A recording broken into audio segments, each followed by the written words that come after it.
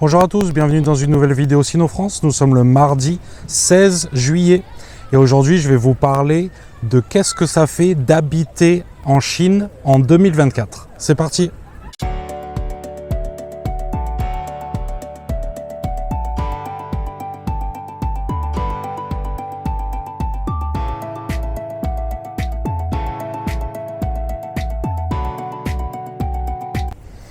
Alors voilà, là je me trouve au nord de Pékin en fait et dans cette vidéo je voulais vous parler un petit peu de qu'est-ce que ça fait d'habiter en Chine, la vie en Chine en fait en 2024. Voilà, donc là on est en plein été, plein mois de juillet, mi-juillet, donc il fait super chaud, il fait super beau. Là bon, c'est quand même un petit peu les périodes de pluie en ce moment. Mais bon, à Pékin, franchement, il pleut pas, vraiment, il pleut pas beaucoup, hein. Donc ça va quand même. Il y a quelques jours où il pleut un petit peu et puis directement ça se calme. Alors là, en plus, je me trouve sur un pont traditionnel chinois. Là, vous savez, les ponts arqués, très sympa. Donc ouais, la vie en Chine, moi, ça fait 8 ans maintenant, hein, pour ceux qui suivent la chaîne, 8 ans que j'habite à Pékin. Et bon, je suis passé par un petit peu tous les stades. Il y a des hauts, il y a des bas, c'est un peu comme partout. Mais il y a des choses quand même qui ne changent pas, des choses qui sont quand même stables. Et je vais essayer de développer, de parler un petit peu de tout ça. Alors là, tout à l'heure, je vais aller à la piscine, là, qui est juste là, derrière moi. Donc je suis dans un parc, mais là, juste là, en fait, il y a une piscine. Là, on voit des enfants qui jouent, là. Donc le parc est super sympa. Je suis au nord de Pékin, pour ceux qui connaissent, juste au-dessus de Lama Temple en fait, le temple tibétain en fait, le temple bouddhiste tibétain. Donc c'est là où je me trouve. Je vais faire un petit tour dans le parc, c'est super sympa. Et en fait, justement, Pékin en été, c'est super vert en fait. Et il s'occupe vraiment super bien de la nature, des parcs et tout. C'est vraiment génial. Et là, en plus ce parc il est immense. C'est pas Chaoyang Park, hein, c'est un autre. Et vraiment là, avec l'eau, le lac, on peut louer un petit bateau. Et bon, il y en a qui se baignent, mais bon, moi je me suis déjà baigné dans un lac, le lac de Huhai. Donc c'est celui qui est juste à côté de la cité interdite. Et en fait, l'eau, elle a l'air bien et tout, mais enfin, quand je suis sorti, je puais, c'était un truc de ouf. Et directement, je suis allé me doucher. Mais c'est vrai qu'il y en a, surtout des vieux, en fait, c'est plus traditionnel. Ils se baignent et tout, je sais pas comment ils font, quoi. Mais bon, c'est une expérience. Voilà, donc génial. Et ouais, là en plus, on sait que la Chine, ça s'ouvre à fond avec les visas, etc. Là, une news qui vient de tomber à l'instant. D'ailleurs, je vais faire une revue d'actualité et parler de ça un peu plus en détail dans les jours qui viennent. J'ai vu qu'il y avait, donc la France n'est pas dedans, mais il y a une dizaine de pays, surtout d'Europe d'ailleurs, qui bénéficient de ça dès à présent. C'est un visa de 5 ans avec multiples entrées et quasiment sans condition en fait. Donc voilà, il faut que je regarde ça, mais là ça vient de tomber en fait, donc c'est un petit peu récent. Et comme j'arrête pas de dire sur la chaîne, là franchement la Chine ça s'ouvre de plus en plus aux étrangers. Ils essayent vraiment d'attirer les étrangers, donc c'est vraiment maintenant qu'il faut venir, quoi, hein. C'est le top, là il y a une fenêtre d'ouverture et c'est bien parce qu'en fait là récemment je parlais à des amis de la Thaïlande. En fait il faut savoir que oui, la Thaïlande c'est magnifique, la bouffe et tout, voilà, donc les plages machin, sauf que c'est pas très stable pour les étrangers en fait, c'est pas très stable. Au niveau des réglementations et tout, ça peut changer à n'importe quel moment. La Chine, c'est bien plus stable que ça. Au niveau, si vous êtes étranger, vous allez être bien plus en sécurité au niveau légal, au niveau des visas et tout ça, qu'en Thaïlande. Ça, franchement, c'est sûr. La Thaïlande, c'est vraiment instable.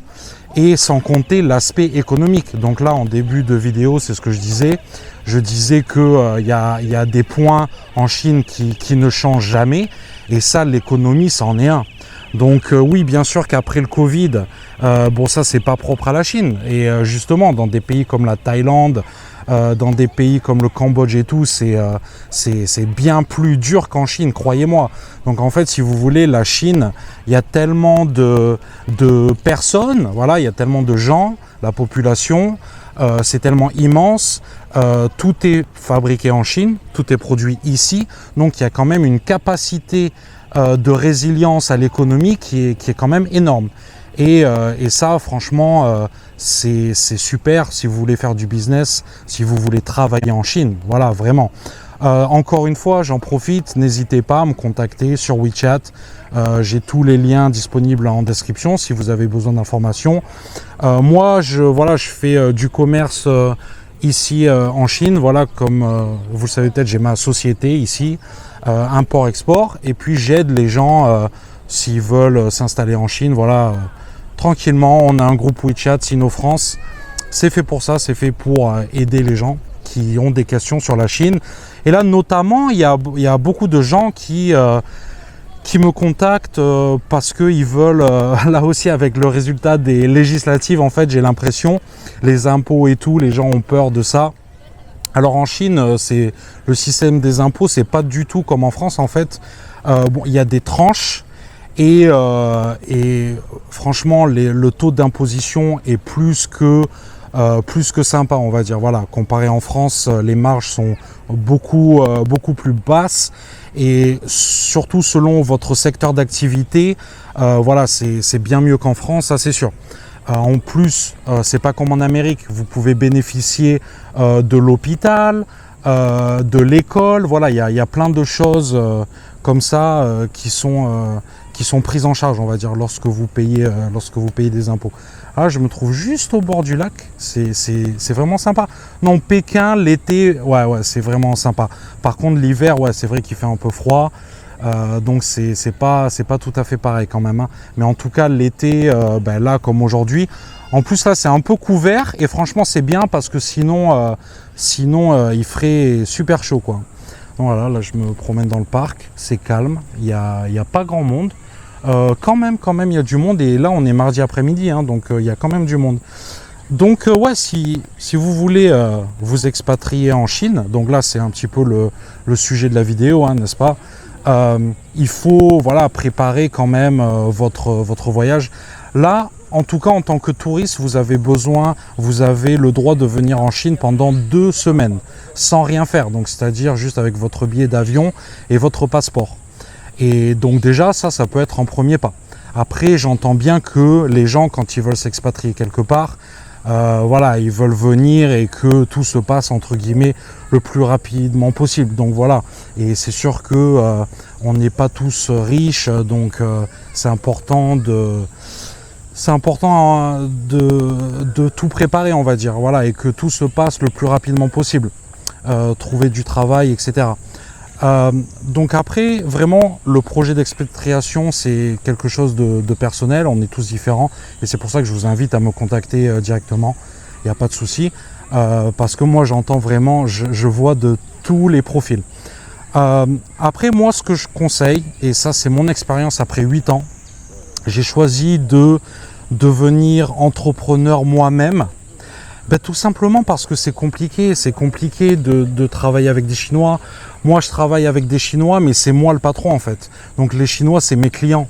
Et de suite ça change tout, parce que travailler pour des Chinois, c'est quand même compliqué. Voilà, c'est quand même compliqué. Bon, après il y a de tout, ça peut aussi très bien se passer. Mais bon, voilà, moi ce que j'entends quand même, et puis mon expérience, il suffit de voir, quoi. Il suffit de voir autour de vous ce que les gens font. C'est quand même pas facile.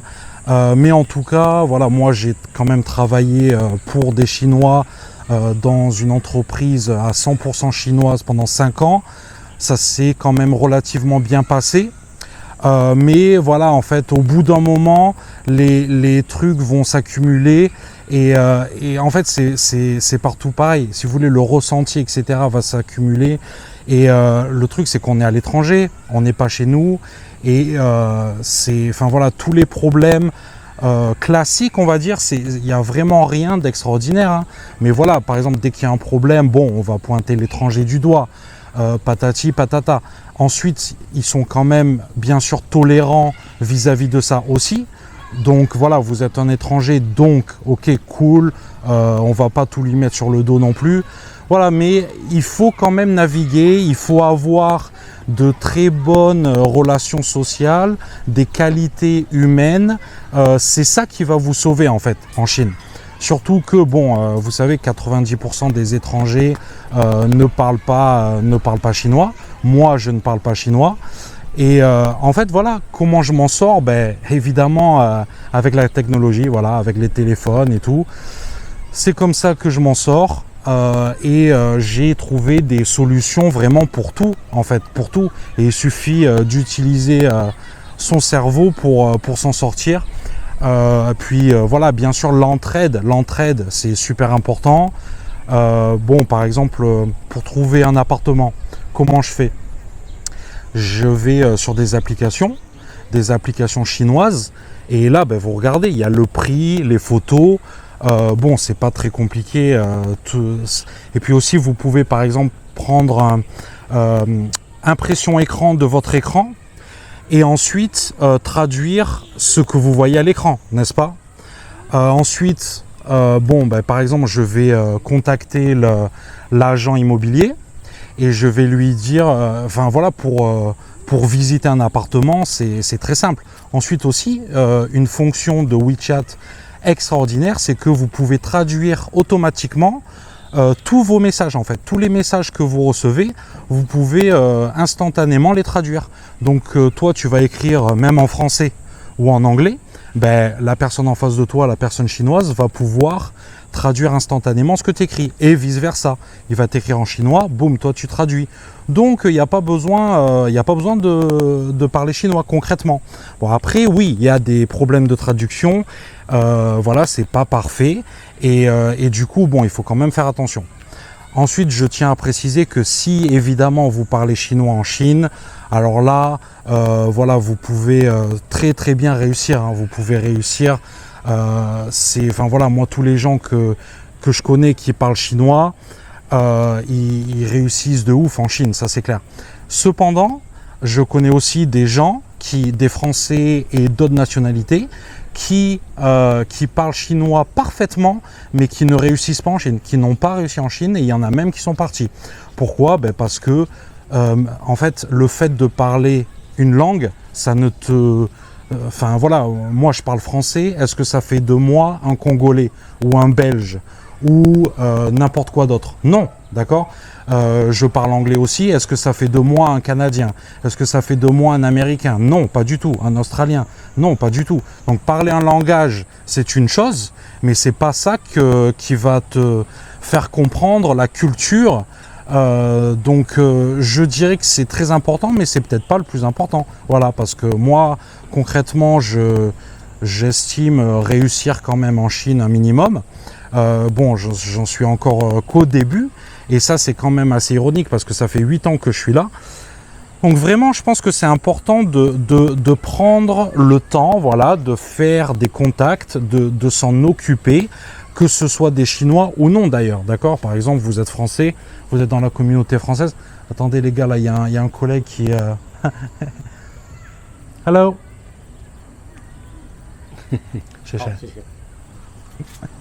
Je sais pas qu'est-ce qu'il fait, il fait des vidéos comme moi, j'ai l'impression, il m'a demandé de faire un petit selfie. Ben allez, faisons un selfie, hein, les amis. Ouais, ben là, vous voyez par exemple, ce chinois là, ben, pourquoi on s'est connecté en fait? Ben, tout simplement parce que ben, on fait la même chose en fait. Mais il y a d'autres Chinois là, ils s'en foutent complet de moi quoi. Donc il faut sortir de les Chinois, les Français, les Thaïlandais, les machins. Non, vous savez, c'est bien plus personnel que ça. Moi, je déteste faire des généralités. Voilà.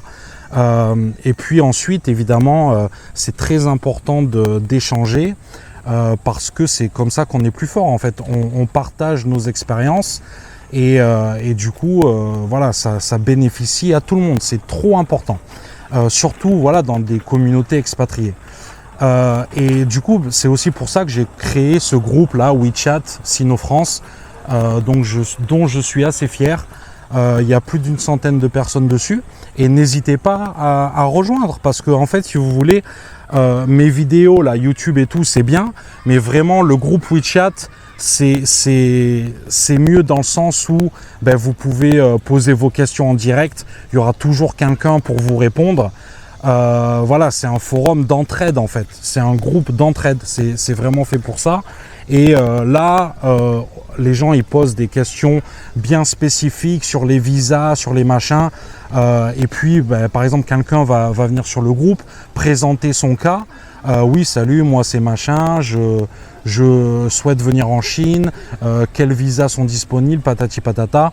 Et là, il y a toujours quelqu'un qui va vous répondre. Même moi, je vais répondre aussi. Donc voilà, c'est quand même très important. Sinon, évidemment, il y a l'espace commentaire sur YouTube. Là, c'est directement plus sur la vidéo elle-même, on va dire, évidemment. Donc voilà, la vie en Chine, écoutez, en 2024, on est toujours dans l'ère post-Covid. Il faut savoir que voilà, la Chine, malheureusement, ou enfin d'un côté c'est une bonne chose pour ceux qui viennent ici, ça n'attire pas comme le Japon, comme la Thaïlande, voilà. Pourtant c'est vraiment à tort quoi, parce que à bien des aspects c'est bien meilleur. Si vous aimez par exemple le climat thaïlandais, les plages, les machins, allez dans le sud de la Chine. Allez dans le sud de la Chine, tout simplement. Voilà. La Chine, c'est un pays immense. Il y a tout. Il y a des montagnes, des déserts, des glaciers, des plages paradisiaques. À Hainan, par exemple. Voilà, il y a de tout.